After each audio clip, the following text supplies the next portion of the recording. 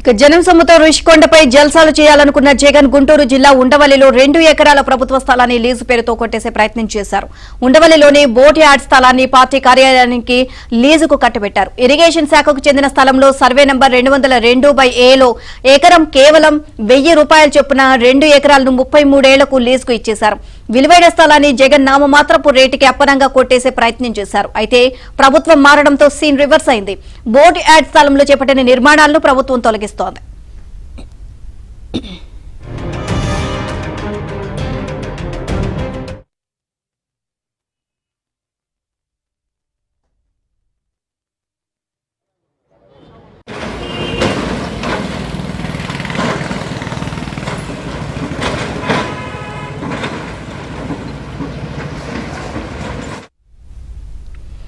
జనం సొమ్ముతో రిషికొండపై జల్సాలు చేయాలనుకున్న జగన్ గుంటూరు జిల్లా ఉండవల్లిలోని 2 ఎకరాల ప్రభుత్వ స్థలాన్ని లీజు పేరుతో కొట్టేసే ప్రయత్నం చేశారు. ఉండవల్లిలోని బోట్ యార్డ్ స్థలాన్ని పార్టీ కార్యాలయానికి కట్టబెట్టేశారు. ఇక దీనికి సంబంధించి మరింత సమాచారాన్ని మా కరెస్పాండెంట్ సత్యాన్ని అడిగి తెలుసుకుందాం. సత్య, ఓవరాల్ గా దీనికి సంబంధించి అప్డేట్స్ ఏంటి? వైసీపీ తన అధికారాన్ని ఉపయోగించుకొని పార్టీ కేంద్ర కార్యాలయ నిర్మాణం కోసం ఉండవల్లి సమీపంలోని తాడేపల్లి దగ్గర సీతానగరం ఏరియా కిందకు వస్తుంది. సీతానగరం వద్ద ఉన్నటువంటి ఈ బోట్ యార్డ్ ఏదైతే బ్రిటిష్ టైంలో అప్పట్లో ఈ బకింగ్హామ్ కెనాల్ నుంచి బోట్లు మెడ్రాస్ చెన్నై వెళ్ళడానికి, అదేవిధంగా జల రవాణాకు బోట్ల నిర్మాణం ఇక్కడ జరిగేది. అదేవిధంగా బోట్ల మరమ్మతులు కూడా ఇక్కడ జరిగేవి. ఆ ప్రాంతం ఉన్నట్టు కూడా చాలామందికి తెలియదు, ఎందుకంటే చుట్టూ కాంపౌండ్ వాల్ ఉంటుంది కాబట్టి.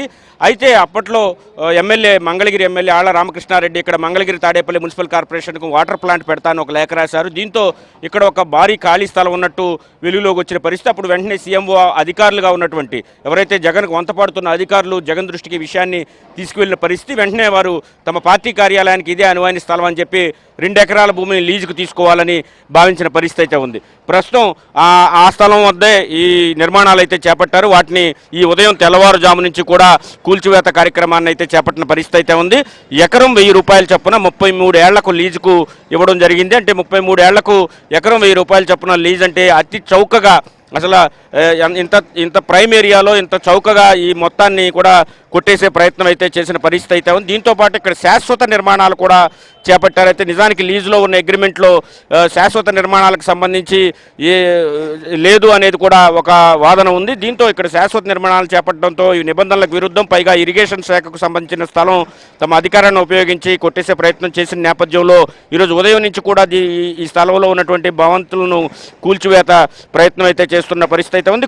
అటు పోలీసుల సహకారంతో, అదేవిధంగా ఇరిగేషన్ శాఖ అధికారుల సమక్షంలోనే ఈ కూల్చివేతలన్నీ కూడా కొనసాగుతున్నాయి. అదేవిధంగా ఈ కూల్చివేతలు జరగడానికి ఇది అక్రమంగా నిర్మాణం అని చెప్పేసి ప్రభుత్వం చెబుతున్న పరిస్థితి అయితే ఉంది. మరోవైపు ఇదే కాకుండా జిల్లాల వారీగా ప్రతి జిల్లాలో కూడా వైసీపీ పార్టీ కార్యాలయం కోసం స్థలాలను లీజుకు తీసుకుని కార్యాలయాల నిర్మాణానికి ప్రయత్నం అయితే జరిగింది. అయితే ఇక్కడ ఇది చాలా విలువైన స్థలం కావడంతో, అందులోనూ ఈ ఏరియాలో ఈ ప్రైమ్ ఏరియా కావడంతో తాడేపల్లి ప్రాంతం, ముఖ్యంగా ఈ చుట్టుపక్కల రాజధాని అమరావతి కూడా రాబోతుంది ఏరియా కావడంతో, దాంతోపాటుగా ఏదైతే ఈ బిల్డింగ్ అయితే కట్టాలని చూశారో, ఈ బిల్డింగ్ అటు సీడ్ యాక్సిస్ రోడ్ ఏదైతే మెయిన్ హైవేకు కనెక్ట్ అయ్యే మార్గంలో కూడా ఉందని తెలుస్తోంది.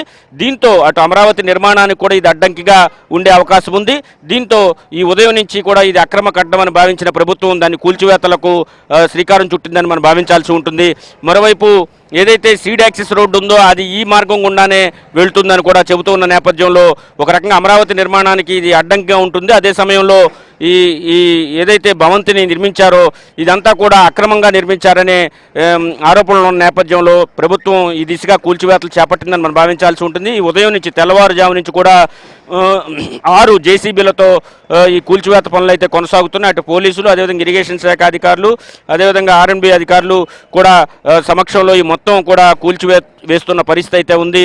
ఇష్టానుసారంగా అధికారంలో ఉన్నప్పుడు ఇష్టానుసారంగా తన నివాసం ఏదైతే తాడేపల్లి క్యాంపు కార్యాలయం కావచ్చు, నివాసానికి కూడా కోట్ల రూపాయలు జల్సాల కోసం ఖర్చు చేసిన అప్పటి ముఖ్యమంత్రి ఇటు పార్టీ కార్యాలయాన్ని కూడా ప్రభుత్వ స్థలంలో 33 ఏళ్లకు సంవత్సరానికి ₹1000 లీజు చొప్పున, అంటే చాలా చౌకగా ₹66,000 లీజుకి 33 ఏళ్లకు కొట్టేయాలని ప్రయత్నం చేశారు. దీన్ని అయితే వచ్చిన కొత్త ప్రభుత్వం అడ్డుకుందని మనం భావించాల్సి ఉంటుంది. Okay, right. Thank you Satya.